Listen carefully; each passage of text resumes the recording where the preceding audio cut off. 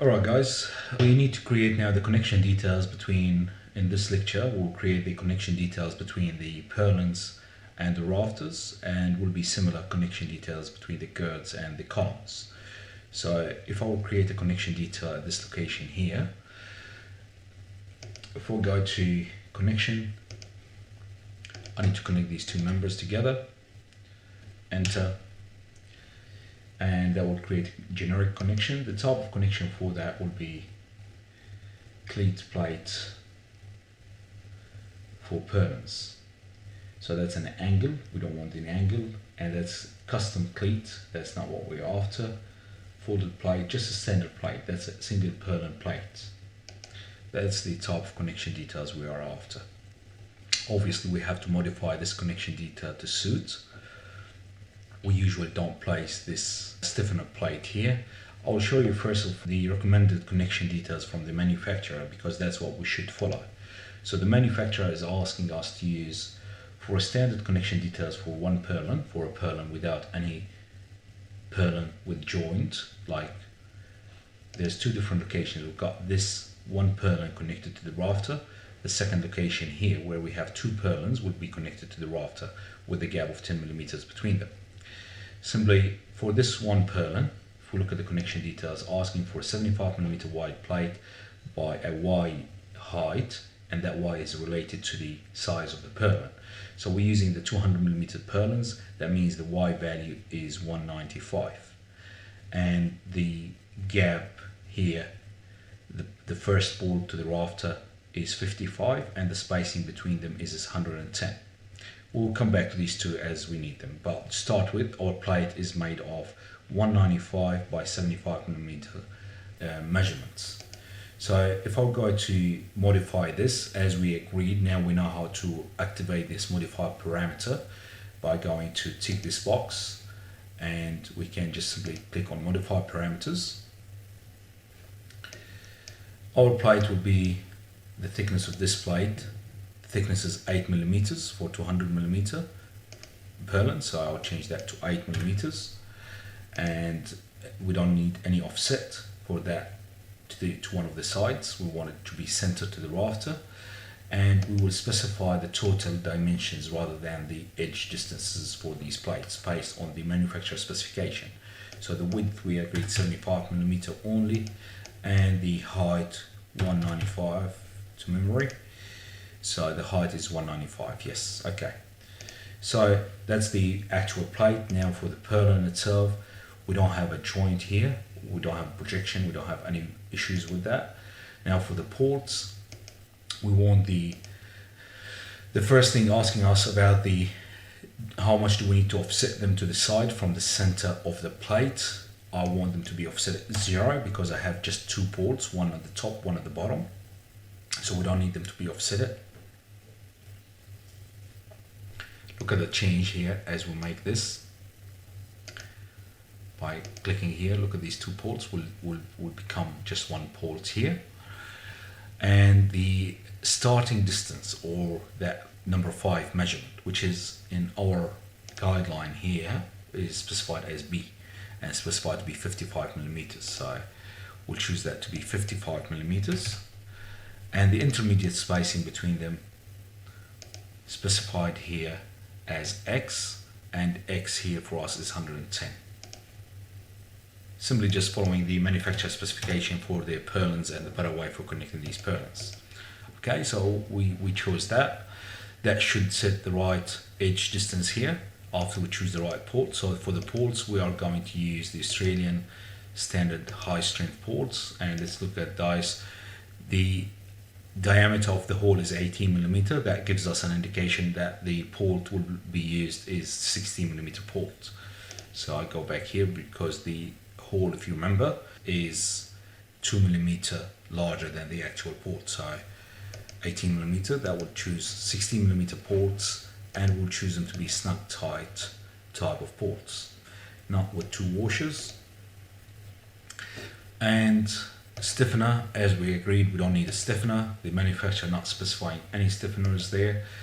Sleeves, that's for joining two purlins. If we need to stiffen that connection, we don't have any sleeves there.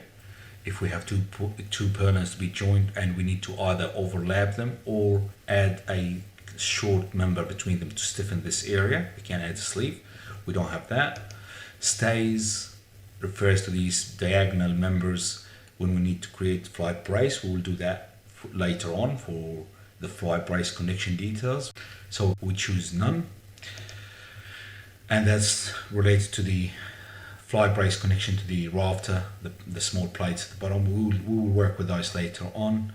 The hole settings, do we need them to be enlarged or standard just with 2mm tolerance? That's what we're after. And the weld standard 6mm fillet weld. That's it. That's our connection detail quickly for all of that. What I will ask you here, please, very important, save your drawings, because if we're going to click now on propagate connection, that will create huge amount of these connections at once. So especially if you're working with a laptop with some limited capacity on the memory or the processor, save at this stage before you do any further steps. So let's press save, make sure that our model is saved at this point. All good. So what we can do as usual, right click on it and propagate connection, and that will look for all similar instances and provide the same connection. That will take some time. Just give it a minute or two, because that will save you lots of work. That will create all the connections for you. Okay, that's after waiting for almost a minute now. The connection has been done and copied to all locations where they have similar arrangement between the rafters and the purlins. As you can see, all of those connections being done here. Okay, now if we look at this location here where we have the joints, this type of connection doesn't apply. So this is a standard now connection detail for the single purlin plate. Let's go to this connection here and modify it to suit our need.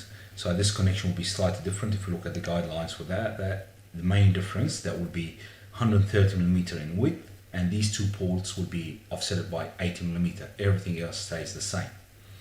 So if we go back here, go to modify parameters of this, and I have to go to the cleat plate, change that to 130 for the width. So this measurement here will change to 130, and for the ports we want those to be offset by number 2 or 3. The total distance here total, if I choose number 3, they have to be offset by 80mm away from each other. Everything else should stay the same. So we'll change that connection here, and we are done. Everything else should stay the same. 60mm ports, everything without stiffener, all stays the same. Okay, so I've got the two connections here for some reason above each other, so I'll delete the one I don't need, and let's save this connection in a way. So I'll make it customized. Let's call it the purlin to rafter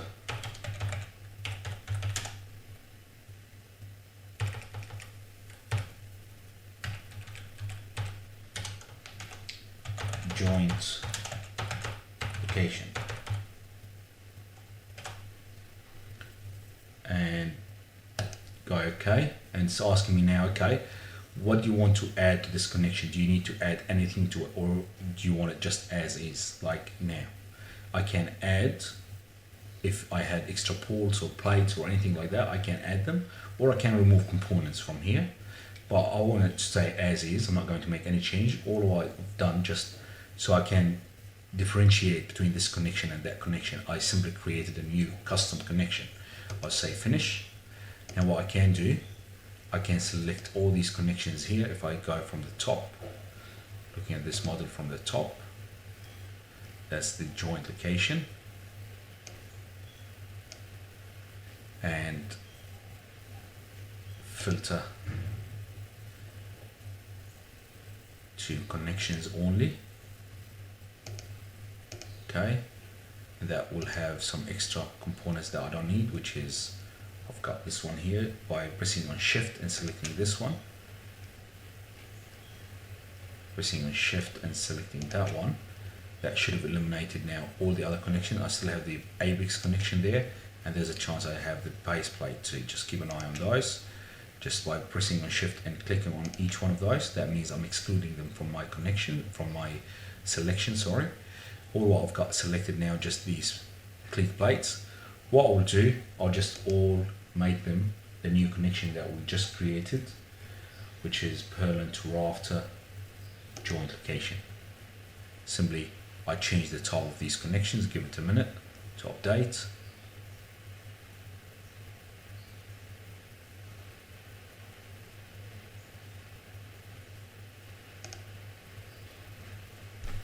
There we go. So we change the location, we change this connection detail here at this one line only, where we have the two purlins, they join together. Okay. Similar thing we can do to the girts. I'm not going to do this just for the time on the video, guys, but exactly the same. You can just simply choose these two to be connected together by going to structure, connection, and then choosing the purlin with plates. Purlin, not for the plate, just make sure that you choose the right thing, just single purlin plate. That will create this connection, and we go through the same process of selecting this, modifying it. That will be 8mm plate, and the total distance of 75 by 195.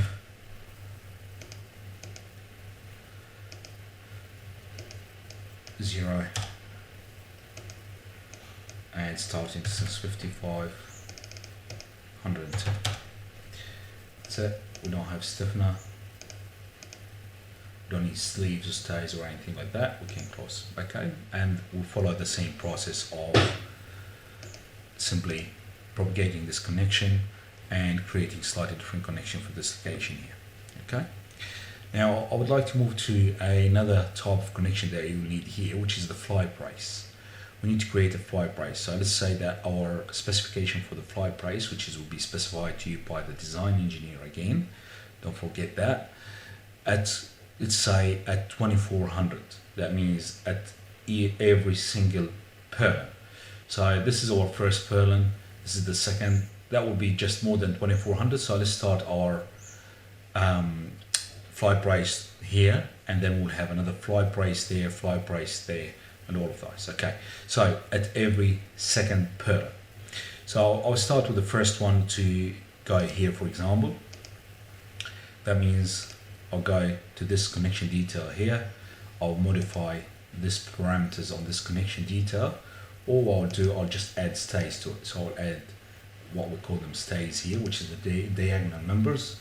Simply I'll add those to be Australian standard sections of equal angles. Usually we use the 50 by 50 by 3mm equal angles, so I'll just choose those 50 by 50 by 3mm angles. And what's the justification of these stays on an angle or a length? I'll choose the angle for them to be at 45 degrees angle. And the edge distance 50mm on each side, that's sufficient because we're using 60mm ports on them. So I'll go back to ports here. Ports for the stays, I'll change the settings on these ports to be 16mm ports. And which was that? 16mm ports, 8.8 with snug type, and 2 washers, done. So that created my fly brace simply. For the plates here, we don't need to change anything really. We can make those 12mm, which is standard size plate, rather than 13mm, and all the other measurements are not very important to us. If I close here, and we can do similar to what we've done for that joint, we can call it, we can customize this. I will call it fly brace standard.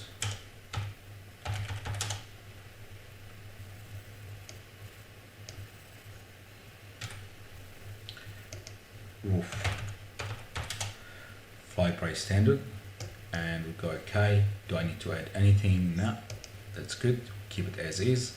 All I have to do now is just simply go to every second connection here and change the top of those to go to fly price connections. Okay, so I'm missing one purlin and selecting the second one. So I'll change that to be fly price standard.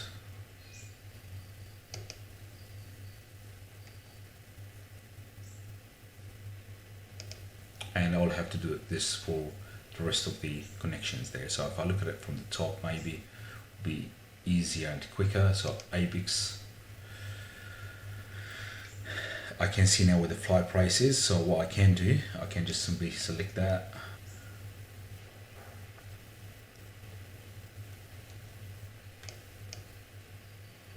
It's wrong one.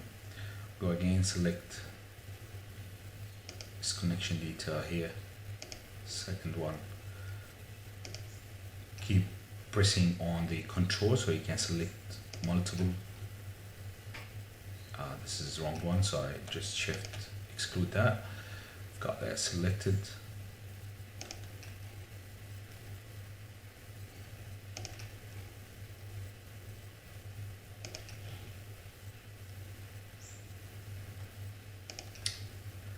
Okay, I'll change those to be the fly price.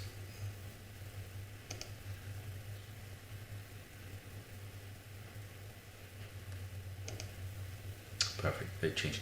Guys, this is the actual process for getting this done. There's other ways of doing it, just simply copying the fly price to these locations. You can do it in different ways by copying just on the grid lines, which is easy. The point we're trying to make here, practically speaking, the reason we may need to do all these connection details for the entire model, if we need to account for all the ports, plates, all the material, if we are working on a project that we're trying to come up with a cost estimation as well as design, we can do it. But practically speaking, for 95% of the jobs that we do, we don't need to do this. Simply, we need to create one connection details of each.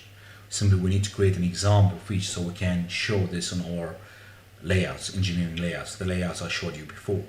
If I create one of those connection details, I can use it as an example to show a typical, what we call it, typical or standard connection details for fly brace, or typical connection details for purlins to rafters, or typical connection details for girts to columns. Okay? Because anyway, we don't have the space on the paper and no one has the time anyway to look at every single connection detail. They're all exactly the same. All what we need to show one case of them. But having said that, in case I'm working on a project with a construction company that we're trying to estimate how many boards, how many angles we need for the fly brace, how many plates do we need for the pleats, for the connection between the rafters and the purlins, or the columns and the girts. Yes, we can go ahead and spend maybe extra half an hour, doesn't take more than that, to get all the connection details populated on the model. That way you can assign an accurate bit of material for your project. But for the time being now, this is sufficient. That will show you exactly what you will need to do for different cases. That's what created the fly brace. Obviously your fly brace will be slightly different at this location here, because you have to create a new one just for that type of plate. And that summarizes all the connection details that you may need for the purlins and girts. Obviously you can create similar things, because we do use fly brace for the columns too. We can create the fly brace at the location assigned by the design engineer. Could be halfway through the column or at third of the column, so we can just roughly measure. As long as we are within that distance, we should be fine to create that fly brace. Alright guys, I'll leave it with you now to practice it, and on our next video now we're going to start working on our annotations and plans production. So we finished almost all the connection details that we may need to look into. There are some other standard, easy, straightforward connection details. For example, the connection between a beam and the column, and the connection between this column and the rafter here. The standard connection details, not worrying too much about those for you. If you master to do this a bit more complicated connection details, you'll be easily executing these simple connection details. Alright guys, if there's any questions, anyway, we'll be able to answer them during our sessions. Thank you.